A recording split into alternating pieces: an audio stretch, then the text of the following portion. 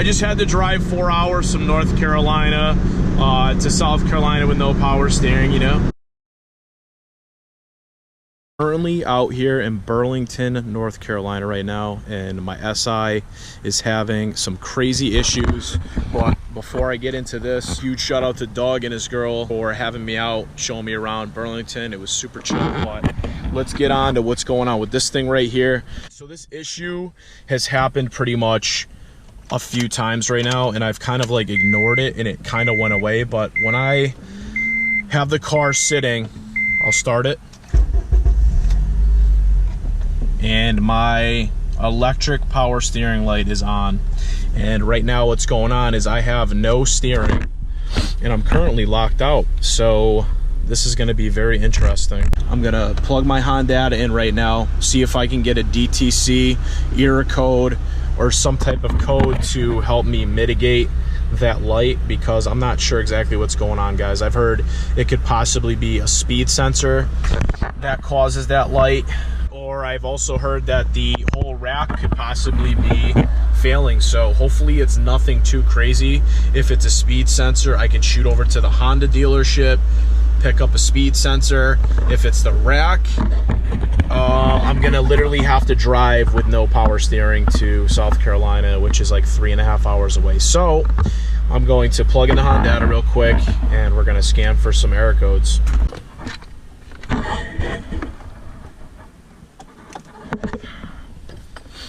All right, Honda is plugged in.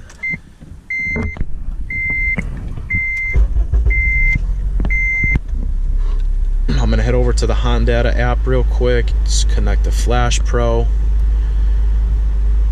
DTCs, and there's literally nothing coming up. So next thing I'm gonna do is check the under fuse relay location, and that is, I believe, number 1 on the SIs. And the fuse box for the 8th gen SIs is located literally right next to your clutch master cylinder reservoir. So if you flip this cover up, you could see that number 1 is a 100 amp and a 70 amp main fuse and electric power steering. So that one is going to be right here.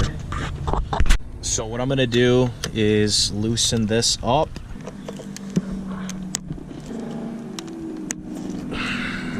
Right, so I'm just gonna remove this and inspect the fuse for any like burnt signs or anything like that. And then there's 2 tabs on each side. Just fold back the tabs and wiggle it up outward.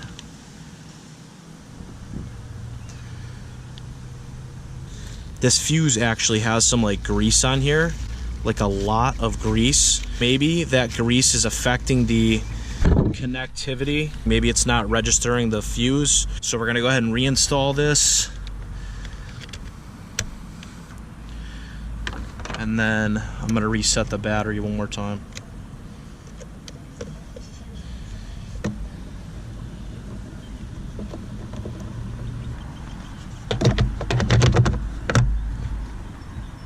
Reset this real quick. Negative and the positive battery cables. Alright guys, so I reset the battery, I reset the fuses, I cleaned the fuses off, and I'm gonna see if this potentially fixed the issue. So here we go, guys.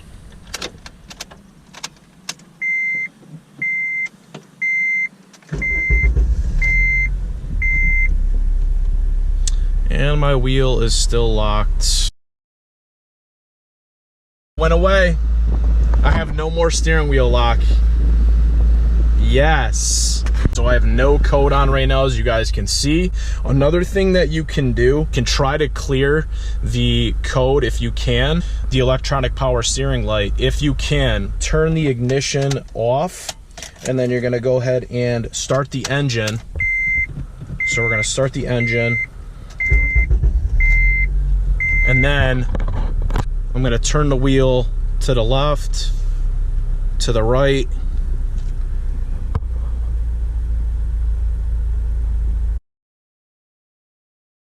Since the light came back on, guys, it's most likely, I'm hoping it's a sensor, some type of speed sensor, or I'm hoping that it's just a loose connection maybe. When I get down to South Carolina, I'm gonna try like jacking this thing up, inspecting all the connections underneath the car, making sure everything's tight. If that's not the case, I'm gonna try to somehow scan that code, and then what I'm gonna do is, if I have to, I guess replace the rack, which is gonna absolutely suck. But yeah, I guess I'm gonna have to drive like this for a bit. Oh my god, dude, this is so sketchy.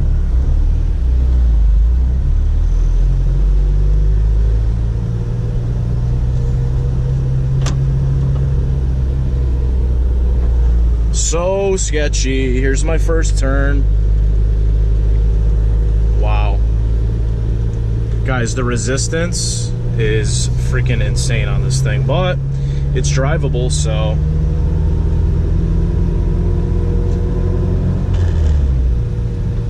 Just gonna have to send it, man.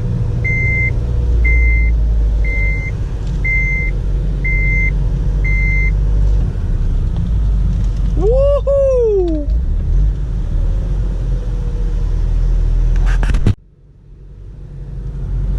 The only thing that's super freaking sketchy, guys, is quick, like agile turns, like fast turns, because like I'm putting force to this thing right now,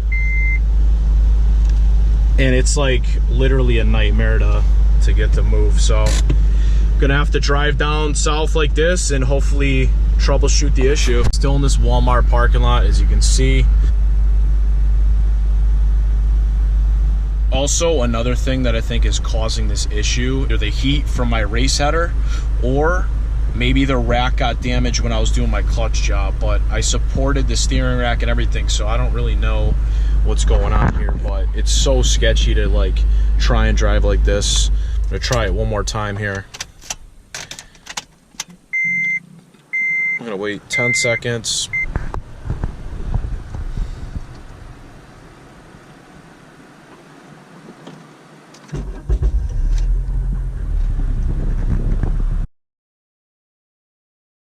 Super freaking sketchy, but I got a location that I need to be at.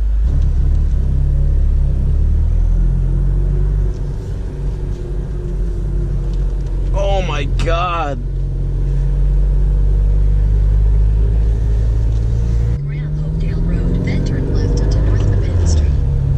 There we go, man. No power steering. Turn left onto North Main Street.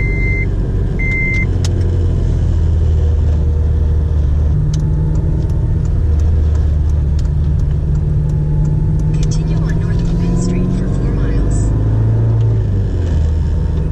Once I get onto the highway, guys, I think I'll be good. I just don't want to be ripping around on these back roads where I don't have to make necessary turns.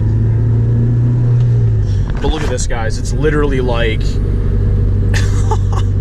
it takes so much effort to freaking steer this thing. Literally jinxed myself, guys. I'm like, oh yeah, SI made it down here, no problems. I even knocked on wood, and then I have this problem right here, guys. So, oh Gerb, how'd your vacation go? Oh, good, you know. I just had to drive 4 hours from North Carolina to South Carolina with no power steering, you know, no big deal. But guys, maybe this will make me a better driver. Nah, but seriously, it's manageable. It's just, I don't recommend trying this, guys. Like, it is kind of sketchy. VTech gang.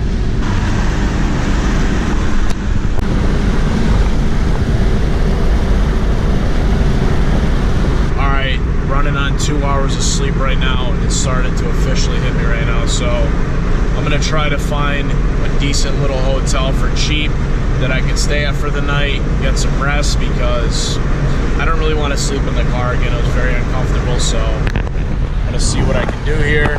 Still driving with no power steering.